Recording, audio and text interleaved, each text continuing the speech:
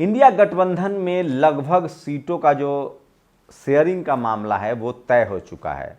और मैं फिर कह रहा हूँ, टीवी अखबार के लाख कोशिशों के बावजूद जो इंडिया गठबंधन में लोग हैं उनमें कोई बड़ी फूट की खबर सामने नहीं आ रही। हाँ, दो बड़े चेहरे छूट रहे हैं, ओवैसी और मायावती जी। क्या चुनाव की अधिसूचना जारी होने के बाद भी ये दोनों शामिल हो सकते हैं? ये सबसे बड़ी खबर है जिसको लेकर कयास लगाया जाए, और अगर नहीं शामिल होते हैं तो कितना बड़ा नुकसान होगा।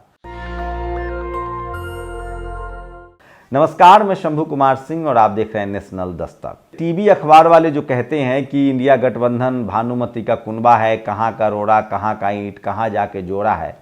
सोचिए, इंडिया गठबंधन से ज़्यादा दल अभी भी एनडीए गठबंधन में है, जबकि बीजेपी खुद 300 सीट जीतती है, उसके बाद भी उसके गठबंधन में एनडीए है।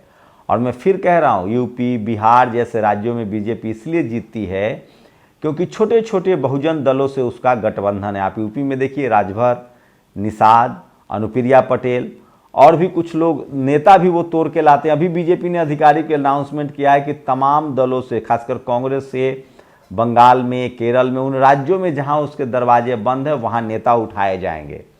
तो बहुजन दलों को भी इससे सीखना चाहिए था और उनको आपस में गठबंधन करना चाहिए था। सोचिए, प्रकाश अंबेडकर को भी इस गठबंधन में लाना चाहिए, क्योंकि 3 से 4% मार्जिनल एरर जो है ना, वो एक बड़ा खेल पैदा करता है। एक बात होता है कि इस गठबंधन में शेड्यूल कास्ट का कोई बड़ा चेहरा नहीं है, ये एक क्षोभ की बात है और ये होना चाहिए, नहीं तो एक बड़ा नुकसान हो सकता है। लेकिन सवाल यही है कि चिराग पासवान पहले से एनडीए के पाले में हैं, मांझी जी पहले से एनडीए के पाले में हैं, और तो ये बड़ी खबर है जो मैं सोशल मीडिया पर बता रहा हूँ। वहीं चंडीगढ़ में आम आदमी पार्टी कांग्रेस के गठबंधन का असर दिखा और वहाँ मेयर के चुनाव में बीजेपी ने चुनाव ही नहीं होने दिया। इस तरह के आरोप है। राघव चड्ढा के सुने कि चुनाव कराने वाला ही बीमार हो गया। तो यूपी में जो गठबंधन का स्वरूप अभी दिख रहा है, अखिलेश यादव बड़ा घटक हैं, उसके बाद आरएलडी जयंत चौधरी, उसके बाद उसमें कांग्रेस तीसरा बड़ा घटक है। मैं फिर कह रहा हूं, यूपी में चंद्रशेखर आज़ाद या बीएसपी सुप्रीमो मायावती, दोनों में से एक को तो लाना पड़ेगा, ये बड़ी कमजोरी होगी। बिहार में मैं फिर कह रहा हूं, आरजेडी जेडीयू एक साथ है, लेकिन और लेफ्ट के नेता, लेफ्ट पार्टियां भी है, लेकिन मैं फिर कह रहा हूं चिराग पासवान, मुकेश सहनी, जीतनराम मांझी और उपेंद्र कुशवाहा बड़ा मार्जिनल एरर पैदा करते हैं। लेकिन देखते हैं, वहाँ जाति जनगणना हुई है, 2.5 लाख 3 लाख नौकरियां दी गई हैं, तो वो डैमेज कंट्रोल कर सकते हैं। मैं फिर कह रहा हूं कि इंडिया गठबंधन को कांग्रेस एक कमज़ोर कड़ी है, ममता बनर्जी एक कमज़ोर कड़ी है, नवीन पटनायक, जगन मोहन रेड्डी, ये अभी भी चुनाव के पहले ये कुछ नहीं बोलेंगे क्योंकि इनको मुस्लिम का वोट चाहिए। चुनाव के बाद ये बीजेपी के ही पाले में जाएंगे, ये लगभग तय दिख रहा है। लेकिन स्थितियां तय करेंगी कि बीजेपी अगर बड़े मार्जिनल एरर से हारती है तब तो ये नहीं जाएंगे, या 10-20 सीटों की कमी रह जाती है तो जगन मोहन रेड्डी। लेकिन ऐसे में अगर चुनाव होता है वहाँ उड़ीसा में, और उड़ीसा में बीजेपी, नवीन पटनायक और कांग्रेस भी एक अलग अलग लड़ती है, तीनों दल, तो कांग्रेस का पलड़ा भारी है, क्योंकि नवीन पटनायक जैसे ही बीजेपी के खुलकर सपोर्ट में आएंगे मुस्लिम वोट उनसे हट जाएगा, शेड्यूल कास्ट का वोट भी हट सकता है, तो कांग्रेस को फायदा। लेकिन सोचिए, अगर बीएसपी सुप्रीमो मायावती गठबंधन में होती तो कांग्रेस को कम से कम 15 से 12 राज्यों में मदद मिलती, और ये बात इंडिया गठबंधन के लोगों को सोचना चाहिए। ओवैसी के आने से बड़ा फर्क पड़ेगा।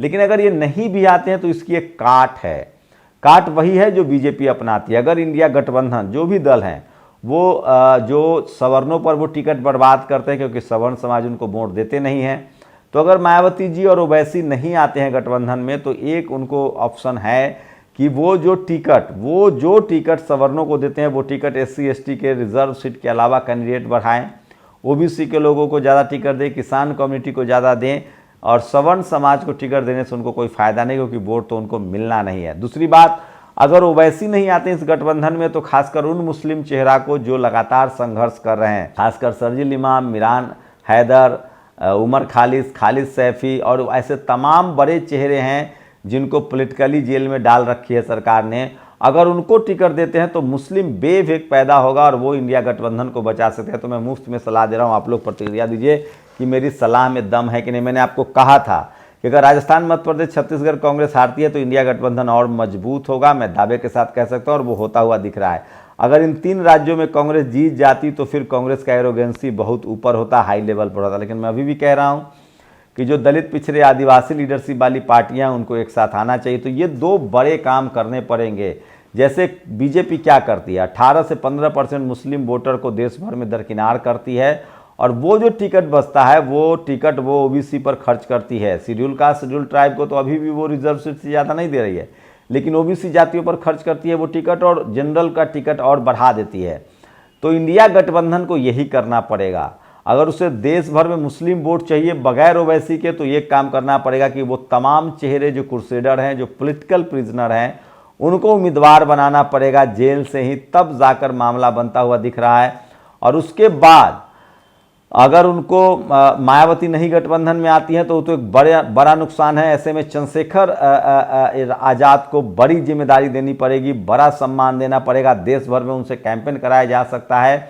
और उससे भी बड़ी बात है, SC ST के लोगों को उनको टिकट देना पड़ेगा रिजर्व सीट के अलावा। तो सवर्ण जो आपको वोट नहीं करता, उसमें संभावना नहीं है कि वो भी वोट दो, वो धर्म के नाम पर बीजेपी के साथ जाएंगे, 370 के नाम पर बीजेपी के साथ जाएंगे, और वो जाति की वजह से बीजेपी के साथ जाएंगे, RSS की वजह से, यहाँ तक कि वो आरक्षण के विरोध में, प्राइवेटाइजेशन के पक्ष में भी बीजेपी के साथ सवर्ण वोटर एक मुश्त बना हुआ है। तो जो टिकट सवर्ण को इंडिया गठबंधन देगा, वो टिकट वो ओबीसी पर खर्च कर सकते हैं, वो टिकट वो मुसलमानों को बढ़ा सकते हैं, मुस्लिम समाज के जो युवा जेल में हैं उनको वो टिकट देकर एक क्रूसेडर की भूमिका वाले लोगों को भी चुनाव में तो एक बड़ा मैसेज देने की कोशिश करना पड़ेगा, तब जाकर बात बनती हुई दिख रही है। तो बीजेपी हर तरह से साम दाम दंड भेद सब तरीके से चुनाव लड़ती है। तो ये 2 मोटा मोटी काम, अगर मायावती जी और ओवैसी नहीं आते हैं इस गठबंधन में, तो चंद्रशेखर आज़ाद की बड़ी भूमिका होगी, और मुस्लिम समाज के वो तमाम युवक जो पॉलिटिकल प्रिजनर है, जिनको राजनीतिक वजह से जेल में डाला हुआ है, उन लोगों को चुनाव में लड़ाना पड़ेगा। और खासकर जो बानो है, जो जिसका मामला पूरा देश जानता है, गुजरात विक्टिम है वो गुजरात राइट्स की, उनको टिकट देकर बड़ा मैसेज दिया जा सकता है। जैसे बीजेपी ने आतंक की आरोपी साध्वी प्रज्ञा को चुनाव जिताया 2 बार, अगर जो बानो है, जिनके रेपिस्टों को बाद में रिहा किया गया था, फिर जेल में डाला गया, वो फरार हैं, उनको टिकट देकर पूरे देश में मैसेज दिया जा सकता है। रोहित वेमुला की मां को टिकट दिया जा सकता है। शेड्यूल कास्ट में आपको बता दें, डॉक्टर रितु को टिकट दिया जा सकता है, रतन लाल जी को टिकट दिया जा सकता है, और ऐसे तमाम लोग जो बड़े चेहरे हैं, चंद्रशेखर आज़ाद की भूमिका बड़ी की जा सकती है। तमाम लोग जिनको टिकट मिलना चाहिए, डॉक्टर रितु, उसके बाद लक्ष्मण यादव जैसे लोगों को टिकट दिया जा सकता है, वो लोग, और खासकर 4-5 ऐसे नेताओं को मोर्चा पर लड़ाना पड़ेगा, चाहे फतेह बहादुर हो, स्वामी प्रसाद मौर्य हो, चंद्रशेखर राय हो, उदयनिधि स्टालिन हो।